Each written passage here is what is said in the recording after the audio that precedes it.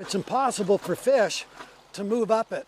BC Rivers Day founder Mark Angelo is exploring the dry riverbed of a section of Guichon Creek on Burnaby's BC IT campus. All the fish out here were netted and they're being held aside.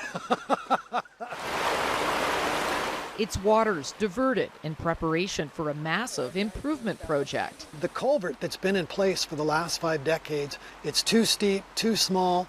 There's about a 3-foot drop at the bottom end of it, and fish can't move through it.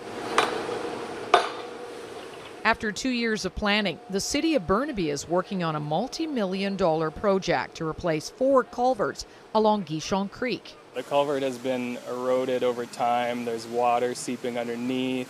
There's potential for erosion of the road itself in the future, and it's also undersized for even the existing storms that we're seeing now. The project is in a race against time. Certain windows with wildlife and environmental factors, so salmon spawning season has a like an 8-week period where you're allowed to do work on streams. How much do each one of those cement blocks weigh, do you think? About 15 tons. That's a lot of weight. That's why you've got the really big crane here today. This is the latest step to help bring back life and salmon to the creek. When we first started working along Guichon Creek, it was in a terrible state. It had been dredged, it was polluted, stripped of streamside vegetation. 50 years later, the creek is alive with fish and wildlife.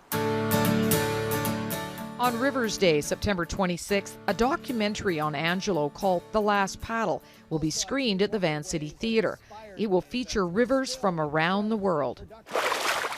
But it will begin with a nod to Guichon Creek. Little streams like this, I think, add so much to the quality of life that we enjoy in our communities. And the bottom line is, they make our communities better places to live. So I think we have to do everything we can to properly care for them. Julia Foy, Global News.